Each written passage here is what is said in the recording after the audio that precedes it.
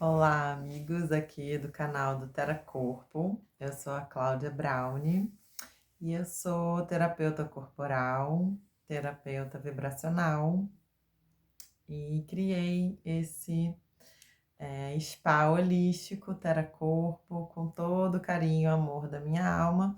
E aqui nesse canal a gente pode falar um pouquinho de cada terapia, de cada trabalho. Nesse vídeo eu queria falar um pouco sobre como funciona uma terapia vibracional, como funciona uma sessão de fogo sagrado, alinhamento energético, que é um trabalho que vem do xamanismo dos índios brasileiros. Mas antes eu queria falar um pouco sobre o que é ser um terapeuta, né? Hoje, esse caminho natural da busca pelo autoconhecimento, o crescimento pessoal, tem levado muitas pessoas a buscarem uma vida economicamente mais equilibrada, mais afinada com a sua alma, com a sua essência, não é isso? E qual é a essência do ser humano, né? A gente poderia dizer que é o amor, que é essa busca pela saúde, o bem-estar, a felicidade, a alegria de viver. Então, é natural, né, que as pessoas hoje, através de tantas técnicas que vêm surgindo, como coaching, como o Theta Healing, como barras de Access, constelação familiar, enfim, que as pessoas se encontrem muito facilmente, né, nesse lugar de autoconhecimento, de desenvolvimento de valores e capacidades eh, mais ligadas à subjetividade humana. Então, a gente está aí no início, talvez, de um novo mundo, né, onde as pessoas vão cada vez mais buscar esse tipo de formação, esse tipo de trabalho mesmo, até profissional. Agora eu gosto de colocar, né, que tem uma diferença muito grande. Por exemplo, dentro do xamanismo eu digo, um xamã, ele é treinado dentro de uma etnia, dentro de uma cultura, ele geralmente passa 4 anos, no mínimo, isolado dentro da floresta, para ele realmente colocar em prática toda a sabedoria, ele realmente conversar com a natureza e aprender com a natureza. Todas aquelas medicinas, todas aquelas curas que não é decorado. Justamente o que a gente tem que aprender é conversar com a nossa intuição para poder conversar com essa inteligência maior universal que está aí nesse fluxo universal, que está em toda a natureza, e assim poder reconhecer sinais e sabedorias, né, na observação mesmo, dessa natureza toda. E tem uma diferença muito grande, então, de ser um xamã e ser um terapeuta. Eu sou uma terapeuta, né? Eu fiz uma formação, eu fiz uma faculdade, eu escolhi uma área e eu, vida toda, trabalhei com o corpo, com a consciência corporal, consciência do movimento, com a dança, com a expressão corporal, com música. Então, a arte, né? Ela acaba também permeando muito essa natureza criativa que é de todos nós, né? Que é do ser humano, que está dentro das nossas capacidades humanas, né? Eu diria até que, além disso, a arte ela é a nossa própria essência, né? Enquanto seres inteligentes, sensíveis e que nós criamos, né? Nós temos uma necessidade, seja de prazer ou de realizar alguma tarefa, e a gente cria instrumentos para isso, a gente cria pontes, escadas, degraus, casas, não é? Então, isso é a arte também, né? E tem essa diferença grande entre ser um xamã e ser um terapeuta, né? Tem uma diferença grande entre ser um terapeuta e estar atuando dentro de um desenvolvimento espiritual ou espírita, de qualquer linha espiritualista, que existem várias diferentes. E um terapeuta, por exemplo, ele precisa ser um pouco mais neutro, né? Para poder atender todos os tipos de pessoas, de todas as religiões, ateus, agnósticos, espíritas, judeus, seja o que for. Então, a terapia ela vai buscar essa base da essência humana, e é claro que as pessoas também buscam, né? Terapias que estejam mais em afinidade com a cultura, o estilo de vida, ou as crenças, idade, estilo de vida de cada um. Mas é isso, gente. Um terapeuta, ele precisa ter um treino mais aprofundado nessas questões das relações humanas, nessas questões que não são tão simples, né? Você estar dentro de um ambiente ou mesmo online, numa relação mais íntima entre duas pessoas, todas as coisas que acontecem de transferência, contra-transferência, projeções, tanto do cliente no terapeuta quanto do terapeuta no cliente, a gente precisa ter muito preparo, ser muito neutro, ter muito respeito, deixar a pessoa, né, um cliente tá buscando uma terapia porque ele quer desenvolver, ou melhorar, ou mudar, ou conhecer, quer uma ajuda para se conhecer melhor em alguma área da vida dele, ou como um todo. E a gente precisa ter essa neutralidade como terapeutas, né? Dentro de cada religião, como eu citei, o xamanismo já é diferente. A pessoa, ela tá dentro daquela linguagem religiosa, espiritual, usando aqueles símbolos, e ela então vai usar e abusar e aprofundar toda essa simbologia, né, daquela cultura, e eu acho isso tudo muito belo, muito magnífico, muito interessante. É a minha opinião pessoal, né? A gente seria maravilhoso a gente não ter preconceitos, né? E poder extrair de cada simbologia, de cada linguagem, de cada história, de cada religião, que seja, de cada cultura, né? A riqueza, algo que acrescente, porque realmente é muito belo, né? É muito interessante tudo isso.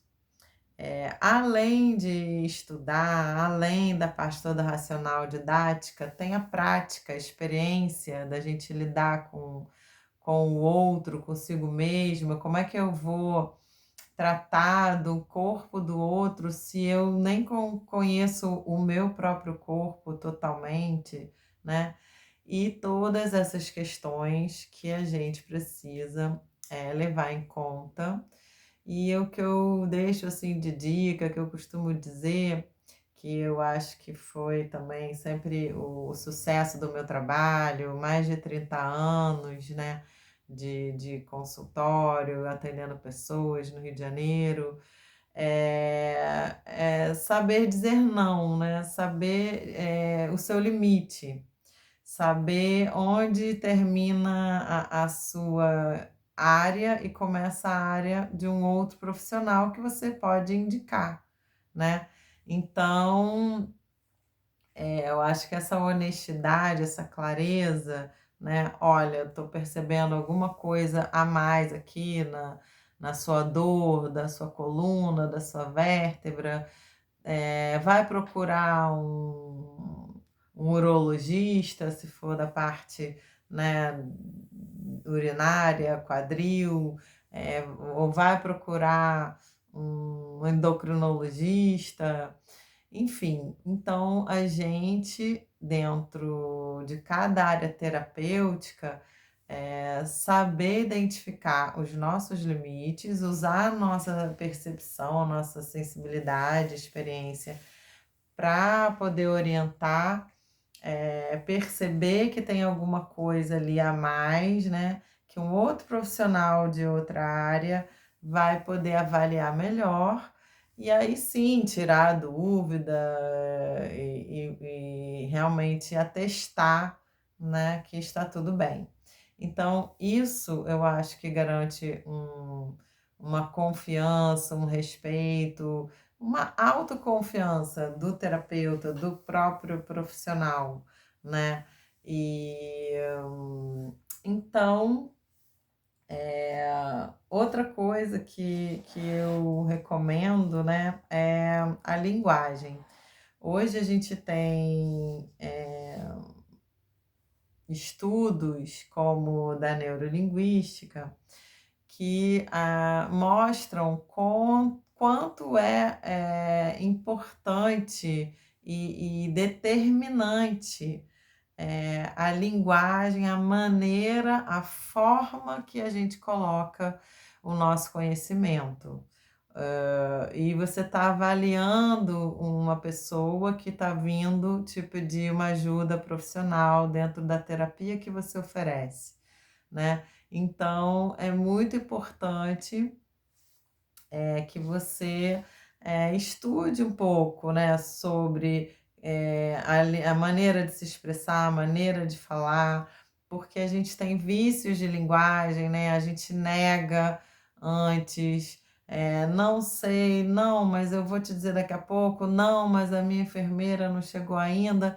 Então, vícios de linguagem como a palavra "não", que atrapalham muito a comunicação, eh, o mais, "Fiz, os seus exames, não encontrei nada, mas parece que você pode ter um nódulo". Esse "mais" também é um vício de linguagem que nega tudo que você conversou antes. Quando você diz o "mais", isso, aquilo, aquilo outro, já cria uma condição de uma tal maneira que invalida a pessoa, já não considera nada do que foi dito até agora, então causa também uma série de conflitos, ruídos na comunicação, muitas vezes desnecessários. Então, como que a gente realmente pode usar essa linguagem, né?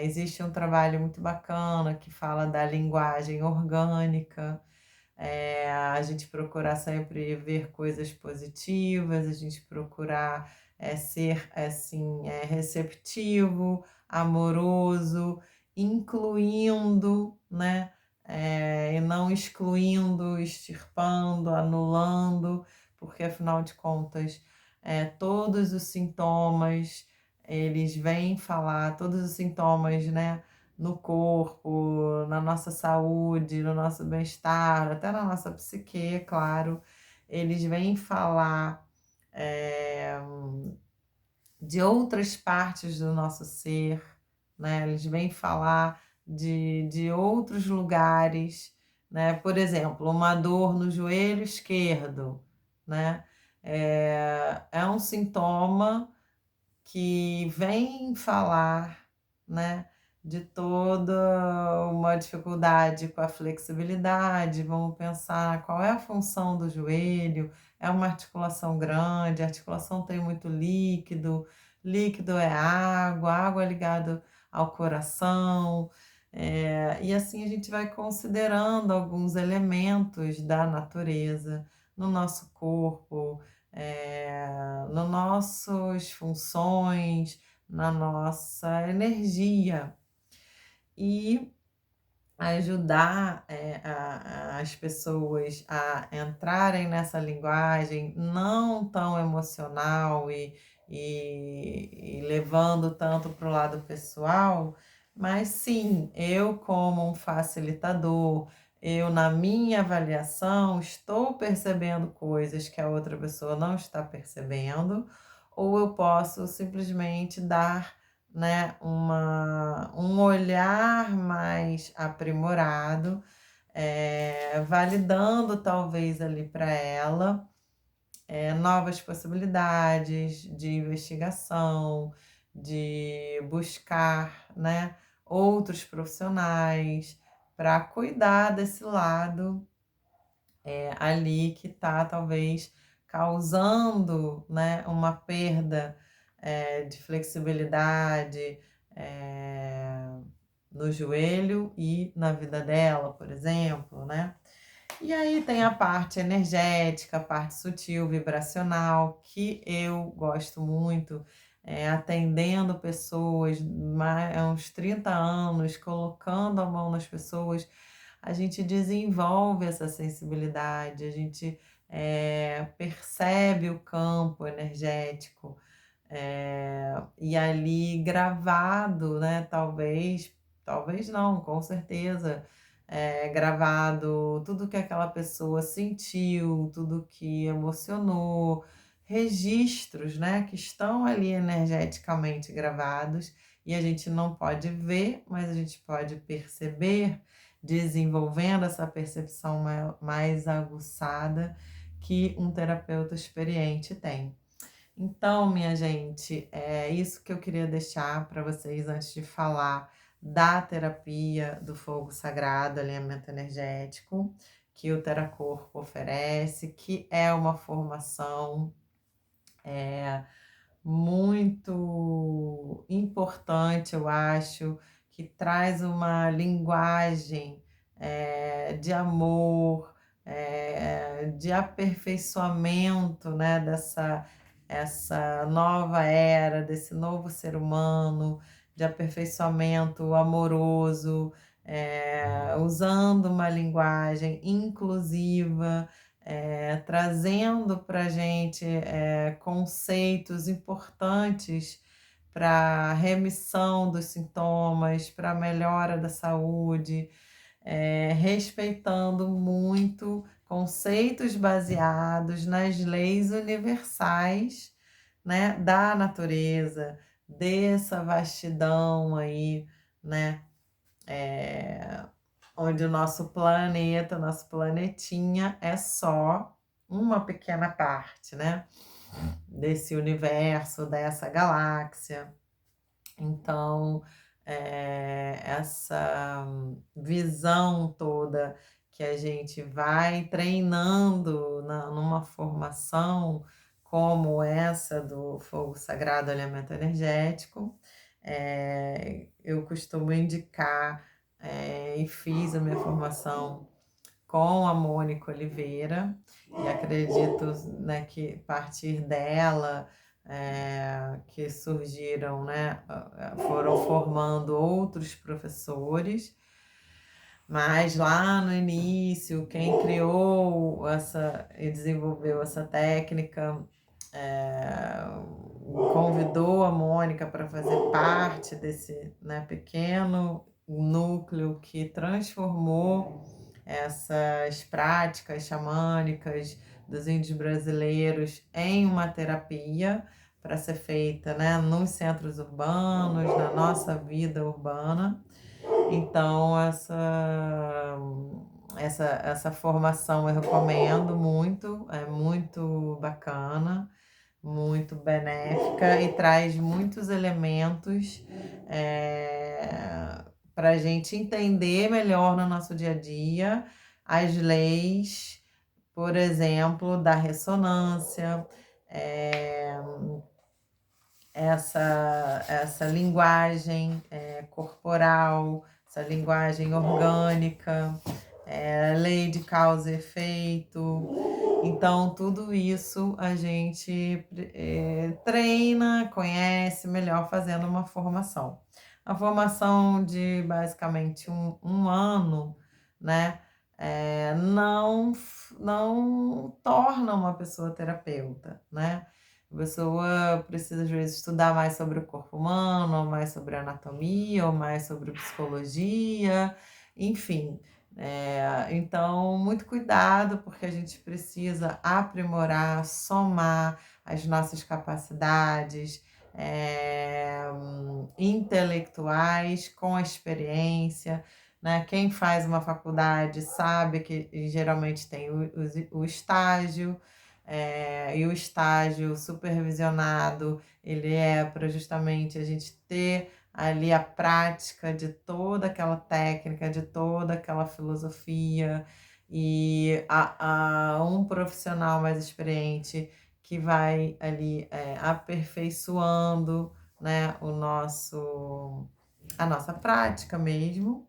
E é isso, gente. Então, vamos falar agora, tá dado aí o meu recado, né, para pessoas que muitas vezes, vêm perguntar para mim, né, vêm comentar que fizeram cursos, seja de tarô, seja, de tantas terapias maravilhosas que tem aí agora, cada vez mais terapias, diferenciadas, diferentes técnicas, eh e muitas vezes a pessoa faz o curso, entende tudo, mas ela não se sente apta a cobrar por aquilo, atender uma pessoa e como ela deve proceder, como ela deve cobrar. E realmente uma pessoa pode passar mal, pode ficar agressiva, pode entrar num jogo, né, psíquico de: "Ah, não gostei, não funcionou, quero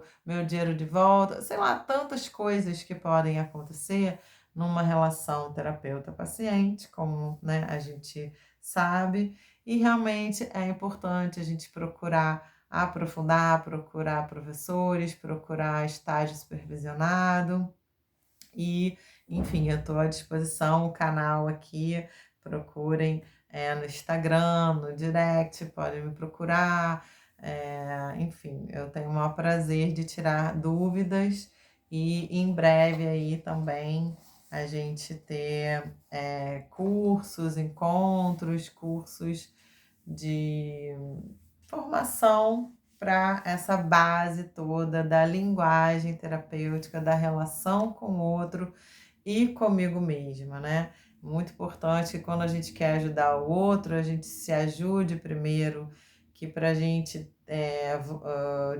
ter essa percepção de avaliar um outro ser humano, a gente tenha antes isso com a gente mesmo.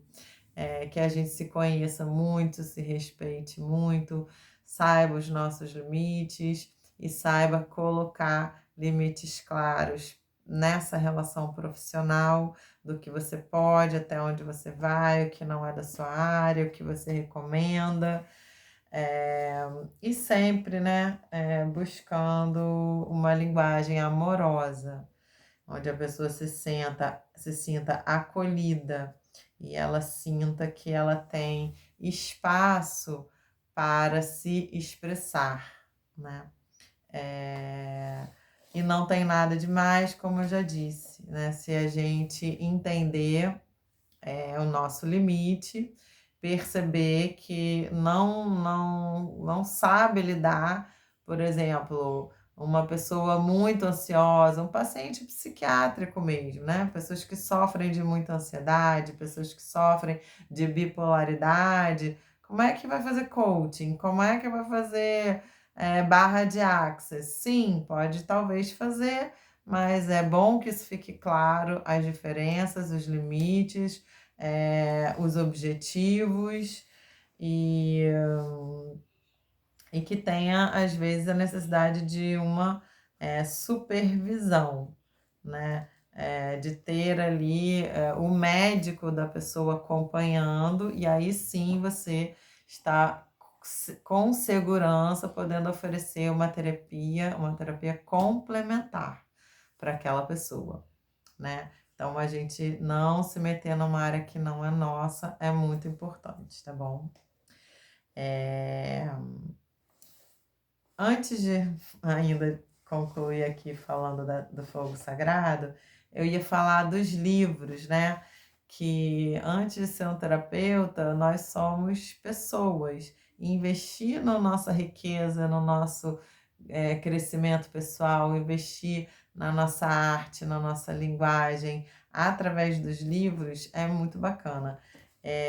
Então, eu separei aqui 2 livros, só um exemplo, 2 livros que eu escrevi, né? Ligações ideomotoras, ideia e motor, né? Então, são um estudo de como se dá essa mediação, essa ligação entre o corpo e a mente e o movimento como uma forma de expressão. E a gente sabe, né, que a nossa expressão corporal, o tom da nossa voz é responsável por mais de 70% da nossa comunicação.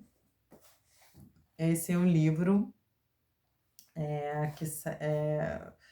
publicado pela editora Dantes, que fala do corpo, da mente, do espírito, em 3 capítulos, e é o Potencial Erótico, Saúde Sutil.